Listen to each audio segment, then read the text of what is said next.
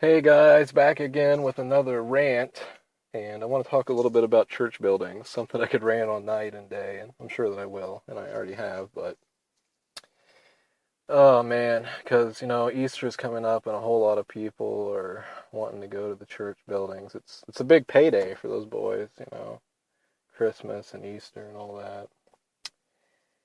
Anyways, man, and I don't really want to get into whether it's pagan or celebrate it or whatever. If you want to celebrate it as the resurrection of Christ or whatever, then go for it. And I think if you want to do Easter egg hunts or whatever, that's fine too. But I don't know, just the church buildings. Another thing that I want to say is, I've been on dating sites and I see this all the time. People will be like, I love God, I love Jesus. I'm looking for a Christian mate, godly person or whatever. And I'll talk to them, and the first thing that they'll say is, do you go to church? No, I don't. And then they can never understand why. Uh, you know, so it's insane. And, people will be like, we'll go to Christian mingle or whatever. Yeah, right. That's even worse. It's like church mingle. That's what it should be. I call it churchianity because that's what it is. That's the gospel to a lot of these people who go to these church buildings is. And an interesting thing is that the people who go to these church buildings, they'll say, well, you don't have to go to a church to be saved, but you should. But then there will be these teachings and stuff, and they'll say, well, how do you know that you're saved? If you're questioning your salvation, well, do you read the Bible? Do you love God? And they'll say, do you go to church? So going to church, going to a building called a church, to them is like fruit or evidence of salvation. And so if you're not, then you should be questioning your faith. That's absolute nonsense. Church buildings didn't even exist until, hundreds of years after Christ. And, um, yes, the Jews had the temples and stuff, but it's not the same. There's so many unbiblical traditions and things that go on and false doctrines in the churches. It's like, hey, would you like to go to church with me this Sunday? Why? You know, that's like saying, hey, would you like to come to a building for an hour with a bunch of, pre-structured, robotic programs and listen to some watered down preaching or some, hear lies. Would you like to hear some lies for a while? No, thanks.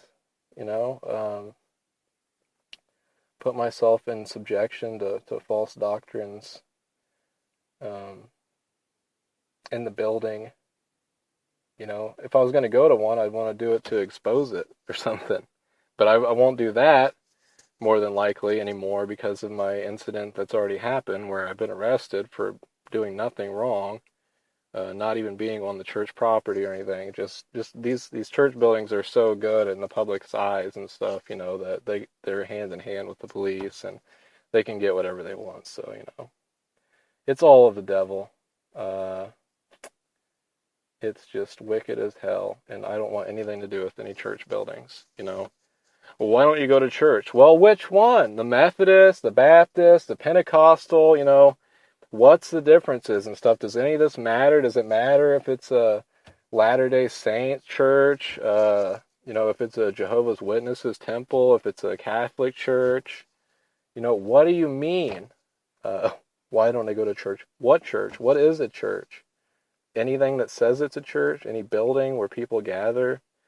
And an excuse that a lot of people will say is, well, the Bible does say that we should have fellowship and stuff. Sure, we should, but what do most of these people who go to these church buildings? A lot of them, they don't really communicate with new people or anything. If they talk to anybody, it's somebody who they're comfortable with, who they've known for years.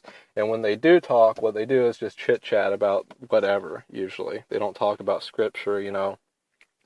They're not like, hey, do you want to get together this week and do a Bible study? Or, hey, do you want to get together this week and preach the gospel to people and hand out tracts? Or, hey, do you want to get together this week and go to a nursing home and, visit old folks? And, and care for them and hey, do you want to go to Skid Row and hand out some food or some Bibles or some money or clothes or whatever, or you know any of these things like this.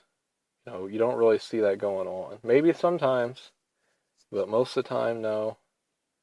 Um, or the church has these structured things like these guy groups where they do this and stuff. A lot of times they do these things where they have guy groups and women groups, and what they do is they just go out and they just have fun, and it's just all about entertainment. And there's nothing wrong with fellowshipping with others and just chit-chatting about your job or your day or your life. We should. There's nothing wrong with going out and having entertainment together and going bowling or doing whatever and, enjoying life. But uh, I'm just talking about the total absence of all these other things that I said, all these, godly things. And you don't really see that. So it's usually the same people who say they go there to have fellowship, and they're not even having fellowship. They don't really take notes, and the sermons are not really learning. They're not really communicating with anybody. They're just going there because they think that it's good that they went there, and they think, they'll get a cookie from God if they go every Sunday or something. I don't know. I don't feel the need for it at all. Um, nope, I sure don't. It's really baffling. Like, how did it get to this? Huh. Anyways, that's all I'm gonna say for now. God bless.